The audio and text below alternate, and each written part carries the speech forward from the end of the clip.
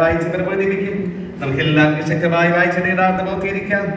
കഥ തന്നെ എല്ലാവരെയും അനുഗ്രഹിക്കുമാറാകട്ടെ.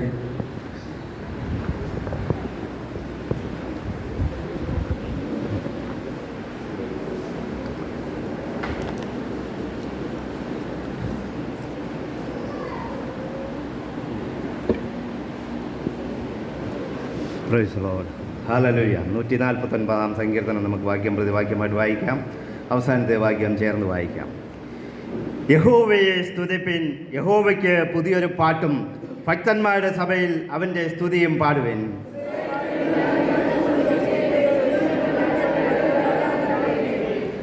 അവർ നൃത്തം ചെയ്തുകൊണ്ട് അവൻ്റെ നാമത്തെ സ്തുതിക്കട്ടെ. തപ്പിനോടും കിന്നരത്തോടും കൂടെ അവന് കീർത്തനം ചെയ്യട്ടെ.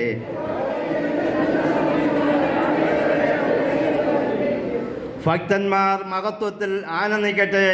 അവർ തങ്ങളുടെ ശയ്യകളിൽ ഘോഷിച്ചുല്ലസിക്കട്ടെ.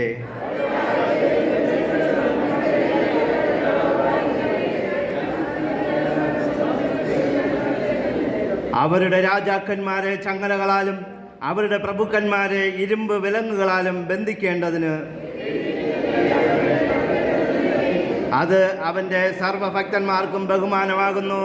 യഹോവയെ സ്തുതിപ്പിൻ. ഹല്ലേലൂയ. നമുക്ക് നമ്മുടെ വിശുദ്ധ കരങ്ങളെ ഉയർത്തി ദൈവത്തെ സ്തുതിക്കാം. Hallelujah, hallelujah, hallelujah, hallelujah, hallelujah. ഓ നന്ദി കർത്താവേ, ഞങ്ങളങ്ങേ സ്തുതിക്കുന്നു കർത്താവേ. ഹല്ലേലൂയ.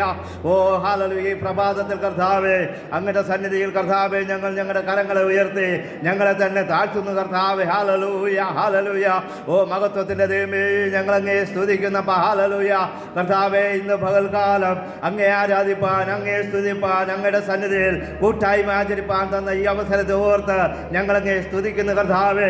അനേകർക്ക് കർത്താവേ ഈ അവസരം ലഭിക്കാതിരിക്കുമ്പോൾ അടിയങ്ങളുടെ ജീവിതത്തിൽ അങ്ങ് തന്ന ഈ ഫ്രീഡത്തെ, ഈ സ്വാതന്ത്ര്യത്തെ ഓർത്ത് ഞങ്ങളങ്ങേ സ്തുതിക്കുന്ന കർത്താവേ. ദേശത്തിൻ്റെ പല ഭാഗങ്ങളിലും പല പ്രശ്നങ്ങളാലും പ്രതികൂലങ്ങളാലും അങ്ങേ സ്തുതിപ്പാൻ, അങ്ങേ ആരാധിപ്പാൻ കഴിയാതിരിക്കുമ്പോൾ ഞങ്ങൾക്ക് തന്ന ഈ നല്ല അവസരത്തെ ഓർത്ത് ഞങ്ങളങ്ങേ സ്തുതിക്കുന്ന കർത്താവേ. ഞങ്ങൾക്ക് തന്ന ആരോഗ്യത്തിനായി ഞങ്ങളങ്ങേ സ്തുതിക്കുന്നു. ഞങ്ങൾക്ക് തന്ന ബലത്തിനായി ഞങ്ങളങ്ങേ സ്തുതിക്കുന്ന കർത്താവേ. ഞങ്ങൾക്ക് തന്ന ആയുസ്സിനായി ഞങ്ങളങ്ങേ സ്തുതിക്കുന്ന കർത്താവേ. ഓ അങ്ങ് ഞങ്ങൾ എത്രത്തോളം കരുതനായി ഞങ്ങളങ്ങേ സ്തുതിക്കുന്ന കർത്താവേ. ഹല്ലേലൂയ കർത്താവേ, അനേകർക്ക് ലഭിക്കാതിരുന്ന ഈ സന്തോഷം അടിയങ്ങളുടെ ജീവിതത്തിൽ തന്ന കൃപകളെ ഓർത്ത് ഞങ്ങളങ്ങേ സ്തുതിക്കുന്ന കർത്താവേ. അനേകർ രോഗികളായി ആശുപത്രികളിൽ കഴിയുമ്പോൾ, അനേകർ കർത്താവേ ഓ ആലയത്തിൽ കടന്നു വരുവാൻ കഴിയാതിരിക്കുമ്പോൾ ദൈവത്തിൻ്റെ സാന്നിധ്യം ഞങ്ങളെ വഴി നടത്തിയ കൃപകളെ ഓർത്ത് ഞങ്ങളങ്ങേ സ്തുതിക്കുന്ന കർത്താവേ. ഇന്ന് പകൽക്കാലം കർത്താവേ, അങ്ങേ സ്നേഹിച്ച്, അങ്ങേ വിശ്വസിച്ച്, അങ്ങേ മാത്രം നോക്കിക്കൊണ്ട് ഇവിടെ വന്നിരിക്കുന്ന ദൈവജനത്തെ അങ്ങ് അനുഗ്രഹിച്ച് ആശീർവദിക്കുമാറാകണമേ എന്ന് പ്രാർത്ഥിക്കുന്നു. എന്നെ മാനിക്കുന്നവരെ ഞാനും മാനിക്കാമെന്ന് പറഞ്ഞ ദൈവത്തിന്റെ വചനപ്രകാരം ഈ വന്നിരിക്കുന്ന ജനത്തെ അങ്ങ് അനുഗ്രഹിച്ച് ആശീർവദിക്കുമാറാകണമേ. അവിടെ ഹൃദയത്തിലെ ആഗ്രഹങ്ങളെ അങ്ങ് നിവർത്തിക്കുമാറാകണമേ എന്ന് പ്രാർത്ഥിക്കുന്നപ്പ. ഹല്ലേലൂയ. അവിടെ ഓരോ അന്തരീന്ദ്രിയങ്ങളെയും കർത്താവ് അങ്ങ് അറിയുന്ന കർത്താവായിരിക്കാൻ സ്തോത്രം ചെയ്യുന്ന കർത്താവ്. ഹല്ലേലൂയ. അവിടെ ദുഃഖങ്ങൾ എടുത്തു മാറ്റി സന്തോഷത്തെ നിറയ്ക്കുമാറാകണമേ. അവിടെ ആവശ്യങ്ങളെ നിറവേറ്റി അവർക്ക് സന്തോഷം പകരുമാറാകണമേ എന്ന് പ്രാർത്ഥിക്കുന്നു. ഭവനത്തിന്റെ സ്ഥിതിക്ക് ഒരു മാറ്റമുണ്ടാകുവാൻ ഞങ്ങൾ പ്രാർത്ഥിക്കുന്നു കർത്താവേ. ഇന്ന് പകൽക്കാലം ഈ സങ്കീർത്തനം വായിക്കുന്നവരും കേൾക്കുന്നവരും അതിൻ പ്രകാരം ജീവിക്കുന്നവരും അനുഗ്രഹിക്കാമെന്ന് പറഞ്ഞ അങ്ങയുടെ വചനപ്രകാരം ഈ ജനത്തെ അങ്ങ് അനുഗ്രഹിച്ച് ആശീർവദിക്കുമാറാകണമേ എന്ന് പ്രാർത്ഥിക്കുന്നു. പ്രാർത്ഥന കേട്ടതിനായി സ്തോത്രം. യേശുവിന്റെ നാമത്തിൽ പ്രാർത്ഥന കേൾക്കണം നല്ല പിതാവേ. ആമേൻ. എല്ലാവർക്കും ഇരിക്കാം. Hallelujah, hallelujah, hallelujah. Praise Lord. Hallelujah. വലിയവനായ ദൈവത്തിന് ഹല്ലേലൂയ. ഞാൻ എൻ്റെ മാനവ മഹത്വം അറിയിക്കുന്നു. Praise Lord, praise Lord. അതിലുപരിയായി ഈ അവസരം ഒരുക്കുന്ന കർത്താവിൻ്റെ ദാസനും സഭയ്ക്കും എൻ്റെ നന്ദി അറിയിക്കുന്നു. Praise Lord. നമുക്കറിയാം, തുടർമാനമായി നമ്മൾ വായിച്ചു വരുന്ന സങ്കീർത്തന ഭാഗങ്ങളുടെ ഒരു തുടർമാനമായിട്ടുള്ള ഒരു ഭാഗമാണ് നാം ഇപ്പോഴും ഈ വായിച്ചു കേട്ട 149 സങ്കീർത്തനം എന്ന് പറയുന്നത്. ഹല്ലേലൂയ. നാം ഇന്ന് ലോകത്തിൽ നോക്കുമ്പോൾ പ്രൈസ് ലോർഡ് ഇതുപോലെ സ്വാതന്ത്ര്യമായിട്ടിരുന്ന് ആരാധിക്കുവാനോ പ്രാർത്ഥിക്കുവാനോ കഴിയാത്ത ഒരു കാലഘട്ടത്തിലോട്ട് നാം പോയിക്കൊണ്ടിരിക്കുമ്പോൾ നമുക്ക് ഈ അവസരം ദൈവം ഒരുക്കി തന്നതിനെ ഓർത്ത് നാം എപ്പോഴും ദൈവത്തെ സ്തുതിക്കണം. ഉപയോഗിക്കേണ്ടത് വളരെ ആവശ്യമാണ്. ഹല്ലേലൂയ. സമയം തക്കത്തിൽ ഉപയോഗിക്കണമെന്ന് പറഞ്ഞുകൊണ്ട് വചനം നമ്മെ പഠിപ്പിക്കുമ്പോൾ ദൈവത്തെ ആരാധിക്കുവാൻ, ദൈവത്തെ സ്തുതിക്കുവാൻ, ദൈവത്തെ മഹത്വപ്പെടുത്തുവാൻ, ദൈവനാമത്തെ ഉയർത്തുവാൻ കിട്ടുന്ന ഓരോ അവസരത്തെയും നാം ഹല്ലേലൂയ എടുത്തുപയോഗിക്കണമെന്ന് ദൈവത്തിൻ്റെ വചനത്തിൽ കൂടെ ഓർമ്മിക്കുകയാണ്. ഹല്ലേലൂയ. ഇന്ന് പകൽക്കാലം ഹല്ലേലൂയ ദൈവത്തെ ആരാധിക്കുവാൻ വന്നിരിക്കുന്ന ദൈവജനത്തെ ദൈവം അനുഗ്രഹിക്കുമെന്നുള്ളതിലൊരു സംശയവുമില്ല. ഹല്ലേലൂയ. കാരണം നാം മരിച്ച് മണ്ണടങ്ങി പോയ ഒരു ദൈവത്തെ അല്ല ആരാധിക്കുന്നത്, ഇന്നും ജീവിക്കുന്ന ഒരു ദൈവത്തെയാണ് നാം ആരാധിക്കുന്നത്. ഹല്ലേലൂയ. ആ ദൈവം ഇന്നും ജീവിക്കുന്നു. നമുക്ക് വേണ്ടി അത്ഭുതങ്ങളും അടയാളങ്ങളും വീര്യ പ്രവൃത്തികളും നമ്മുടെ പ്രാർത്ഥനകൾക്ക് മറുപടിയും തരുന്നുണ്ടെന്ന് വിശ്വസിക്കുന്നത് കൊണ്ടാണ് നാം ഇന്നിവിടെ ആയിരിക്കുന്നത്. ഹല്ലേലൂയ. പൗലോസ് അപ്പോസ്തലന്റെ ഭാഷയിൽ പറഞ്ഞാൽ യേശു ക്രിസ്തു മരിച്ച് ഉയർത്തെഴുന്നേറ്റ് സ്വർഗത്തിൽ പോയത് കൊണ്ടാണ് നാം ഇന്ന് ദൈവത്തെ ആരാധിക്കുന്നത്. യേശു ക്രിസ്തു ഉയർത്തെഴുന്നേറ്റിട്ടില്ല എങ്കിൽ നമുക്കിന്ന് വന്നിരുന്ന് ആരാധിക്കേണ്ട ആവശ്യമില്ല. ദൈവത്തെ യേശു ക്രിസ്തു ഉയർത്തിട്ടില്ല എങ്കിൽ നാം ഇവിടെ യേശുവിൻ്റെ നാമത്തിൽ സ്നാനമെടുക്കേണ്ട ആവശ്യം വരികയില്ലായിരുന്നു, യേശുവിൻ്റെ നാമത്തിൽ കൂടി വരേണ്ട ആവശ്യമില്ലായിരുന്നു. എന്നാൽ നമ്മുടെ ദൈവം ഹല്ലേലൂയ ഇന്നും ജീവിക്കുന്നു. ആ യേശുവിൻ്റെ കല്ലറ ഇന്നും തുറന്നു കിടക്കുകയാണ്. ഹല്ലേലൂയ. ഇവിടെ 149 സങ്കീർത്തനത്തെ കുറിച്ച് നാം വായിക്കുമ്പോൾ ഇതും ഒരു ദാവീദിന്റെ ഒരു സങ്കീർത്തനമായിട്ട് നമുക്ക് കാണുവാനായിട്ട് കഴിയും. ഹല്ലേലൂയ. ദാവീദിന്റെ ഒരു സങ്കീർത്തനം എന്ന് പറയുമ്പോൾ ദാവീദ് ഈ സങ്കീർത്തനത്തിൽ കൂടെ നമ്മെ പ്രബോധിപ്പിക്കുന്നത്, ഉദ്ബോധിപ്പിക്കുന്നത്, നമ്മെ പഠിപ്പിക്കുന്നത് പ്രൈസ് ദി ലോർഡ് എങ്ങനെ ദൈവത്തെ ആരാധിക്കാം, ഏതൊക്കെ രീതിയിൽ ദൈവത്തെ ആരാധിക്കാം എന്നുള്ള രീതിയിൽ പറഞ്ഞു തുടങ്ങുന്നത്. ഹല്ലേലൂയ. ഇവിടെ 149 സങ്കീർത്തനത്തിന്റെ 1-ാം വാക്യത്തിൽ തന്നെ നമുക്ക് കാണുവാനായിട്ട് കഴിയും, യഹോവയെ സ്തുതിപ്പിൻ, യഹോവയ്ക്ക് പുതിയൊരു പാട്ടും ഭക്തന്മാരുടെ സഭയിൽ അവന്റെ സ്തുതിയും പാടുവിൻ. ഹല്ലേലൂയ. എന്ന് പറഞ്ഞാൽ ദൈവത്തിന് പുതിയ പാട്ട് പാടുക, ദൈവത്തെ ഭക്തന്മാരുടെ സഭയിൽ ഹല്ലേലൂയ സ്തുതിക്കുക. ഹല്ലേലൂയ. നാം എവിടെയെങ്കിലും പോയി ഇരുന്ന് സ്തുതിച്ചാൽ ദൈവനാമം മഹത്വപ്പെടുകയില്ല. എന്നാൽ ദൈവത്തിന്റെ വചനം പറയുകയാണ്, ദൈവഭക്തനായ ദാവീദ് പറയുകയാണ്, ഭക്തന്മാരുടെ സഭയിൽ ദൈവത്തിന്റെ സ്തുതി പാടുവിനെന്നാണ്. ഹല്ലേലൂയ.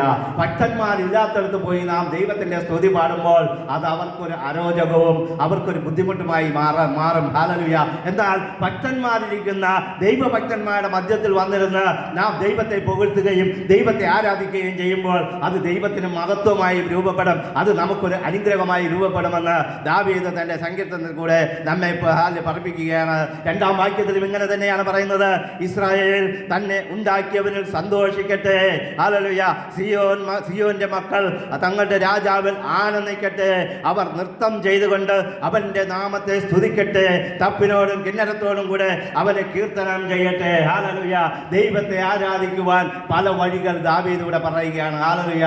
നിങ്ങൾക്ക് പാട്ടുപാടി ദൈവത്തെ ആരാധിക്കാം, നിങ്ങൾക്ക് അവനെ സ്തുതിച്ചുകൊണ്ട് ദൈവത്തെ ആരാധിക്കാം. ഹല്ലേലൂയ. നിങ്ങൾക്ക് അവന്റെ സന്നിധിയിൽ ആനന്ദിച്ചുകൊണ്ട് ദൈവത്തെ ആരാധിക്കാം, നൃത്തം ചെയ്തുകൊണ്ട് ദൈവത്തെ ആരാധിക്കാം. അവന്റെ നാമത്തെ തപ്പിനോടും കിന്നരത്തോടും ഇൻസ്ട്രുമെന്റോടും ഉപകരണത്തോടും വാദ്യഘോഷങ്ങളോടും ഹല്ലേലൂയ ദൈവത്തെ ആരാധിക്കാം. ഹല്ലേലൂയ.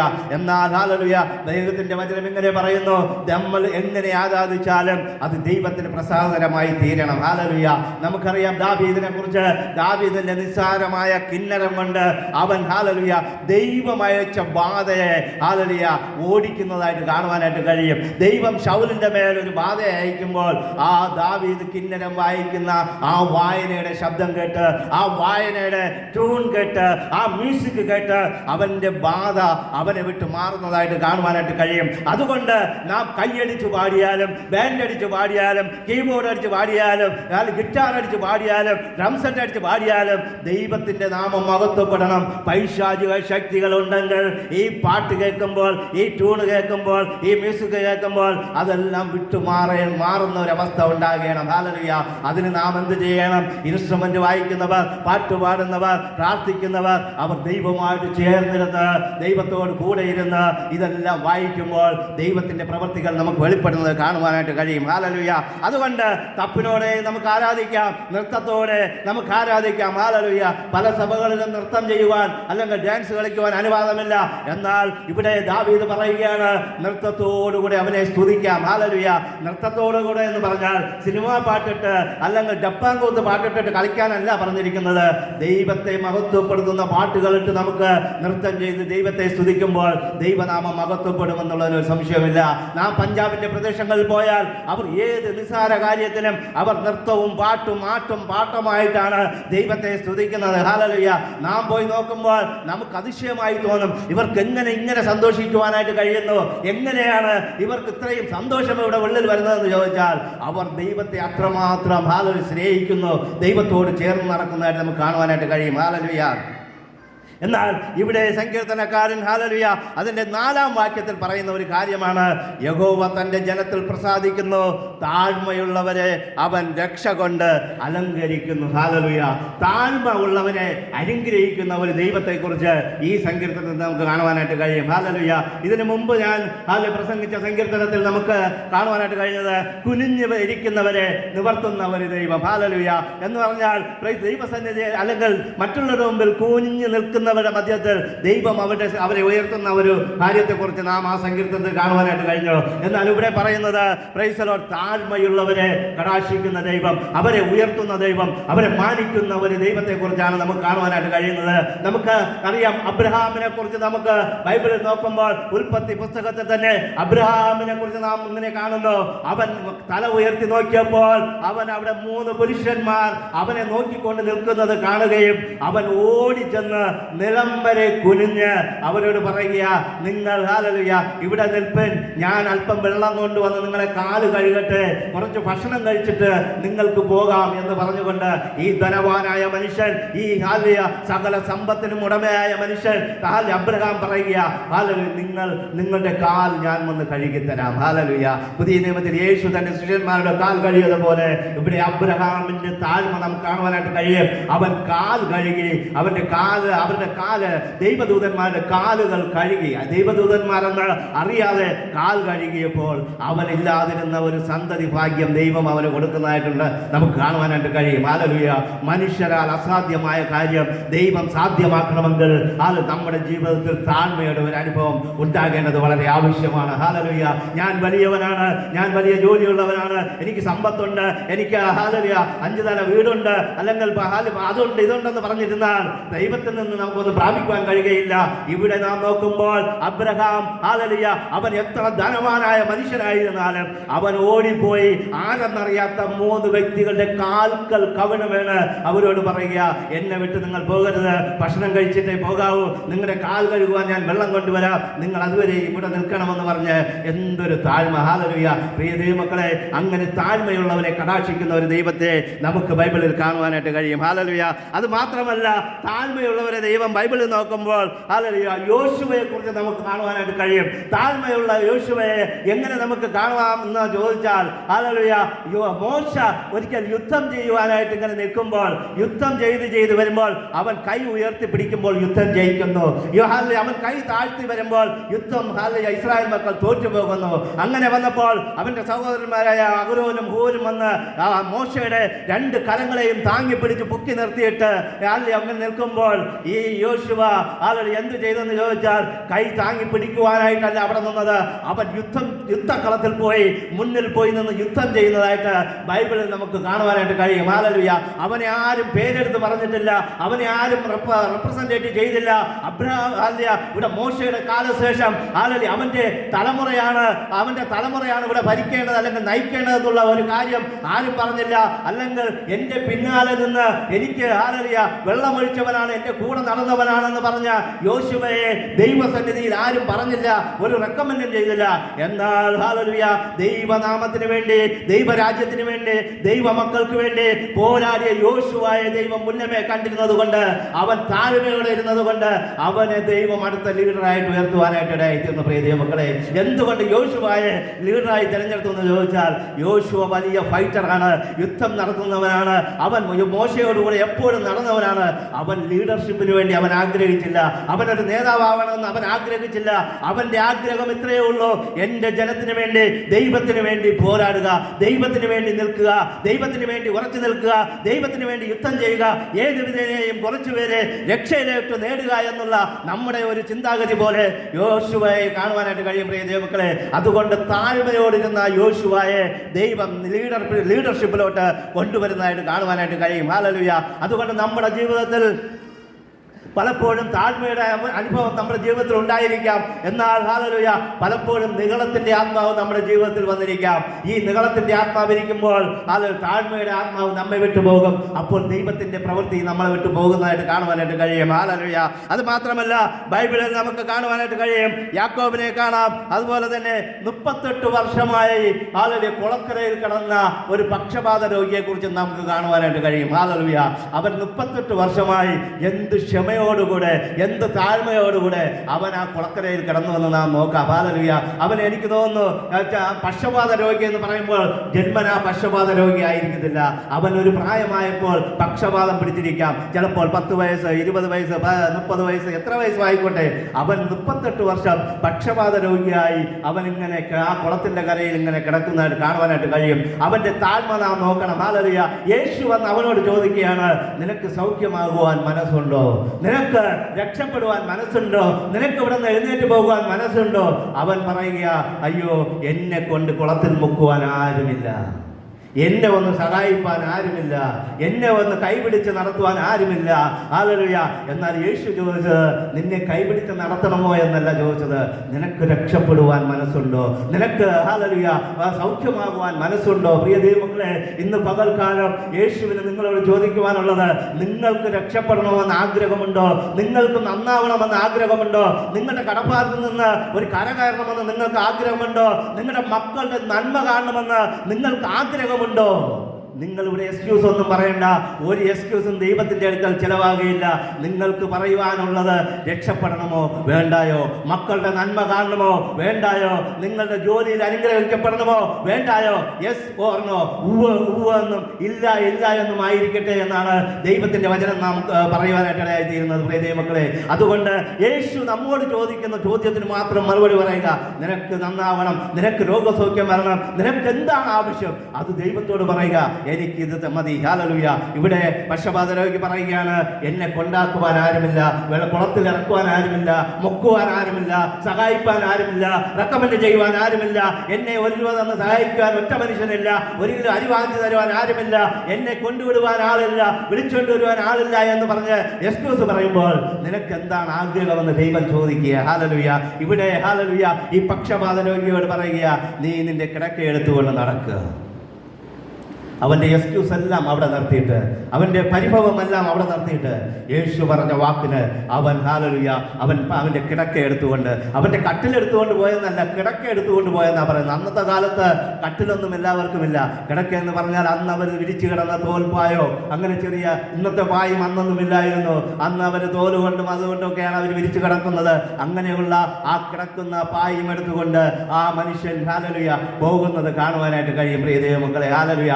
അവൻ പോകുന്നത് കണ്ടിട്ട്, അവന്റെ യാത്ര കണ്ടിട്ട് അനേകർ ചോദിച്ചു, നീ അവിടെ കിടന്നവനല്ലേ? നീ ഇത്ര വർഷം ഇങ്ങനെ കിടന്നവനല്ലേ? നീ ഇങ്ങനെയൊക്കെ കിടന്ന് ഞങ്ങളെ വിഷയച്ച് ഭക്ഷിച്ചവനല്ലേ? ഞങ്ങൾ തന്ന വസ്ത്രം ഇട്ടുകൊണ്ട് നടക്കുന്നവനല്ലേ? നീ നിനക്കിത് എങ്ങനെ സംഭവിച്ചു? നിന്റെ ജീവിതത്തിൽ ഈ മാറ്റം എങ്ങനെ ഉണ്ടായെന്ന് ചോദിക്കുവാൻ തക്കവണ്ണമുള്ള അനുഗ്രഹം ദൈവം അവന്റെ ജീവിതത്തിൽ ചെയ്തു. പ്രിയ ദൈവമക്കളെ, നമ്മുടെ ജീവിതവും ദൈവം അനുഗ്രഹിക്കുമ്പോൾ നമ്മുടെ ജീവിതം കണ്ട് അനേകർ ചോദിക്കും, ഇവൻ എങ്ങനെയാണ് ഇത്രയും നന്നായത്? ഇവന്റെ ജീവിതം ഇത്രയും ചെളിപ്പായിട്ട് വളർന്നത് എങ്ങനെയാണ്? ഇവന്റെ ജീവിതം ഇത്രയും അനുഗ്രഹിക്കപ്പെട്ടത് എങ്ങനെയാണ്? ഇവന്റെ മക്കൾ ഇങ്ങനെ അനുഗ്രഹിക്കപ്പെട്ടത് എങ്ങനെയാണ്? ഇവന്റെ ഹല്ലേലൂയ ഈ ഭവനം നല്ലൊരു ഭവനം വയ്ക്കുവാൻ ദൈവം സഹായിച്ചത് എങ്ങനെയാണ്? നല്ലൊരു വാഹനം വാങ്ങുവാൻ ദൈവം എങ്ങനെ സഹായിച്ചു എന്ന് ചോദിച്ചുകൊണ്ട് ദേശത്തിന്റെ മധ്യത്തിൽ നാം പോകുമ്പോൾ അനേകർ ചോദിക്കും, അത് ദൈവനാമ മഹത്വത്തിന് കാരണമായി തീരും. പ്രിയ ദൈവമക്കളെ, അതുകൊണ്ട് ദൈവസന്നിധിയിൽ കുറ്റം പറയുന്നവരും പരാതി പറയുന്നവരും ആയിരിക്കാതെ ദൈവത്തോട് ദൈവം നിന്നോട് ചോദിക്കുകയാണ്, നിനക്ക് എന്താണ് ആവശ്യം? നിനക്ക് സൗഖ്യമാണ് ആവശ്യം? നിനക്ക് സാമ്പത്തിക സ്ഥിതിയാണ് ആവശ്യം? നിനക്കുള്ള പ്രശ്നം എന്താണ്? നിന്റെ പ്രശ്നത്തിന് പരിഹരിക്കാനാണ് ഞാനിവിടെ വന്നിരിക്കുന്നത്. ഹല്ലേലൂയ. ആ പരിഹാരം ദൈവത്തിന്റെ സന്നിധിയിൽ നിന്ന് ദൈവത്തിൽ നിന്ന് പ്രാപിക്കുവാൻ നാം ഒരുക്കമുള്ളവരായിരിക്കേണ്ടത് വളരെ ആവശ്യമാണ്. ഇവിടെ പരാതികൾ പരിപാലനങ്ങളും അവന്റെ പരിവട്ടങ്ങളും ഒക്കെ പറഞ്ഞെങ്കിലും യേശു അവനോട് പറയുകയാണ്, നീ എഴുന്നേറ്റ് നിന്റെ കിടക്ക എടുത്ത് പോവുക. ഹല്ലേലൂയ.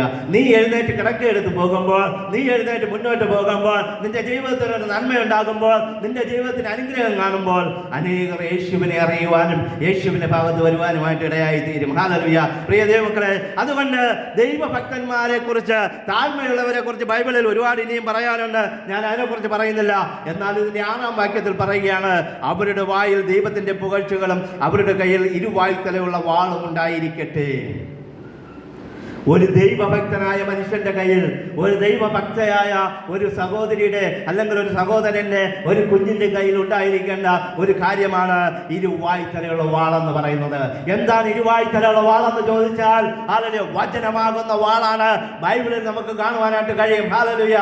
അതുകൊണ്ട് നമ്മുടെ കയ്യിൽ ഇരുവായ്ത്തലയുള്ള വാളാകുന്ന ദൈവവചനം നമ്മുടെ ഉള്ളിലുണ്ടെങ്കിൽ ആ വചനം വെച്ച്, ആ വാൾ വെച്ച് നമുക്ക് ശത്രുവിനെ വെട്ടുവാൻ കഴിയും, നമുക്ക് വരുന്ന എതിർപ്പുകളെ വെട്ടുവാൻ കഴിയും, നമുക്കെതിരെ വരുന്ന ചിന്താകുലങ്ങളെ വെട്ടുവാൻ കഴിയും, നമുക്കെതിരെ വരുന്ന നെഗറ്റീവ് തോട്ട്സുകളെ നമുക്ക് ആ വചനം വെച്ച് വെട്ടുവാനായിട്ട് കഴിയും. ഈ വചനം വെട്ടണമെങ്കിൽ നമ്മുടെ കയ്യിൽ വചനം ഉണ്ടാകണം. ഇരുവായ്ത്തലയുള്ള വചനം എന്ന് പറഞ്ഞാൽ ദൈവത്തിന്റെ ജീവനും ചൈതന്യമുള്ള വചനം നമ്മുടെ ഉള്ളിൽ നിറഞ്ഞാൽ, ഹല്ലേലൂയ, നമ്മളെ ഒരു ശത്രുവിനും തോൽപ്പിക്കുവാനായിട്ട് കഴിയുകയില്ല. ഒരു പിശാചിനും നമ്മെ തോൽപ്പിക്കുവാൻ കഴിയുകയില്ല. ഒരു അയൽവാസിക്കും നമ്മെ തോൽപ്പിക്കുവാൻ കഴിയുകയില്ല. ഒരു ജാതി മതത്തിനും നമ്മെ തോൽപ്പിക്കുവാൻ കഴിയുകയില്ല. നമ്മുടെ ബന്ധുക്കൾക്ക് നമ്മെ തോൽപ്പിക്കുവാൻ കഴിയുകയില്ല. എന്താണെന്ന് ചോദിച്ചാൽ, ഹല്ലേലൂയ, ഇരുപക്കവും അല്ലെങ്കിൽ രണ്ട് സൈഡും മൂർച്ചയുള്ള വാളാകുന്ന ദൈവവചനം, ജീവനും ചൈതന്യമുള്ള ദൈവവചനം നമ്മുടെ കയ്യിലുണ്ട്. അത് നമ്മുടെ കയ്യിൽ ബൈബിളിൽ ഇരുന്നാൽ പോരാ, അത് നമ്മുടെ ഹൃദയത്തിലിരിക്കണം. നമ്മുടെ ഹൃദയത്തിലിരുന്നാൽ ആ വാളെടുത്ത് വെട്ടുവാനായിട്ട് കഴിയും. ഇവിടെ ദാവീദ് പറയുകയാണ്, നമ്മുടെ ഉള്ളിൽ അതിരിക്കണം. ഹല്ലേലൂയ. നമ്മുടെ ഉള്ളിൽ അതിരുന്നാൽ നമുക്കെതിരെ വരുന്ന സകല തീയമ്പുകളെയും തടുക്കുവാനായിട്ട് നമുക്ക് കഴിയും. ഹല്ലേലൂയ. കൊലോസ്യർക്ക് ലേഖനത്തിൽ 6-ാം അധ്യായം നമുക്ക് കാണുവാനായിട്ട് കഴിയും. ശത്രുവിനെ തകർക്കുവാൻ അല്ലെങ്കിൽ പിശാചിനോട് എതിർത്ത് നിൽപ്പാൻ എന്തൊക്കെയാണ് ആവശ്യം? ഹല്ലേലൂയ. ദൈവവചനമാകുന്ന വാൾ അവിടെ പറയുന്നുണ്ട്. ഹല്ലേലൂയ. ദൈവവചനമാകുന്ന വാൾ. എഫേസ്യർ അതിന്റെ 6:17 ഒരാൾ വായിച്ചാട്ടെ. എഫേസ്യർ 6:17.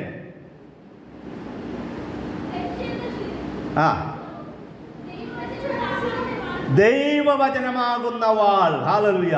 എന്തുകൊണ്ട് ദൈവവചനമാകുന്ന വാൾ എടുക്കുവാൻ പറഞ്ഞു എന്ന് ചോദിച്ചാൽ, ആ വാളിന് മാത്രമേ മൂർച്ചയുള്ളൂ. ആ വാളിന് രണ്ട് സൈഡും മൂർച്ചയുണ്ട്. അത് ഇങ്ങോട്ട് വെട്ടിയാലും അറും, ഇങ്ങോട്ട് വെട്ടിയാലും അറും. ഹല്ലേലൂയ. അതുകൊണ്ട് അത് എങ്ങനെ തിരിച്ചാലും അത് അറ്റുമുറിഞ്ഞുകൊണ്ടേയിരിക്കും, ശത്രു തകർന്നു വീണുകൊണ്ടേയിരിക്കും. അതുകൊണ്ടാണ് ദൈവവചനം പഠിക്കണം, ദൈവവചനം ധ്യാനിക്കണം, ദൈവവചനം നമ്മുടെ ഉള്ളിൽ വരണമെന്ന് പറയുന്നത്. അതുകൊണ്ട് പ്രിയ ദൈവമക്കളെ, ദൈവവചനത്തെ പഠിക്കുവാനും ദൈവവചനത്തെ ധ്യാനിക്കുവാനും ദൈവവചനത്തിനെ ഉള്ളിലെടുക്കുവാനും നമ്മുടെ ഉള്ളിൽ നിറയ്ക്കുവാനും നമ്മുടെ ഹൃദയത്തിൽ ദൈവവചനം നിറച്ചു വയ്ക്കുവാൻ നാം ശ്രമിച്ചാൽ നമ്മുടെ ഹൃദയത്തിൽ വേറൊരു ശത്രുവിനും ഇടമില്ല, വേറൊരു ദുഷ്ടനും ഇടം വരികയില്ല. ദൈവവചനം ഇവിടെ ഇരുന്നു കൊണ്ട് പ്രവർത്തിച്ചു കൊണ്ടേയിരിക്കും. ഹല്ലേലൂയ. അതുകൊണ്ടാണ് യേശു പറഞ്ഞത്, ഞാൻ വാതിൽക്കൽ നിന്ന് വെട്ടുന്നു, ആരെങ്കിലും എൻ്റെ ശബ്ദം കേട്ട് വാതിൽ തുറന്നാൽ ഞാൻ അവനോടും അവൻ എന്നോടും കൂടെ അത്താഴം കഴിക്കും. ഹല്ലേലൂയ. എന്നാൽ പിശാച് പറയുന്നത് അങ്ങനെയല്ല, ഞാൻ വാതിൽക്കൽ നിന്നൊന്നും മുട്ടൂല, ഞാൻ വന്നൊന്ന് എത്തി നോക്കും, അവിടെ അവസരമുണ്ടെങ്കിൽ ഞാൻ ഇങ്ങ് കയറി അങ്ങ് ഇരിക്കും. ഹല്ലേലൂയ. ഒരു ശത്രു വന്ന് രാത്രി മോട്ടിക്കുവാൻ വരുന്നവന്റെ ലക്ഷണം എന്താണ്?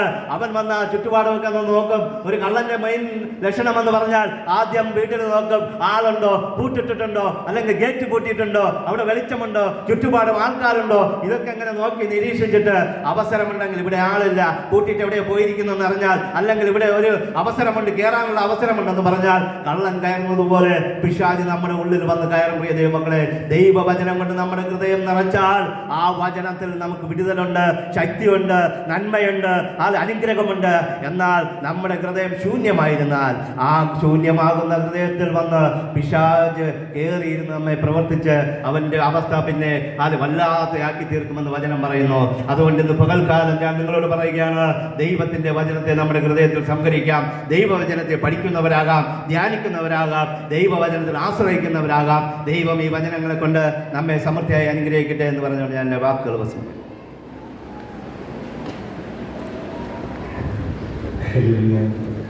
എല്ലാവർക്കും പ്രാർത്ഥനയുടെ ദിവസമായിരിക്കും. പുറത്ത് സദസ്സിൽ പൈതങ്ങൾ മുന്നോട്ട് വരികയും ഒരു പാട്ട് പാടി വചനം പ്രസ്താവിക്കും, അനുസരിച്ച് ദൈവത്തിൽ സാക്ഷ്യം പറയും.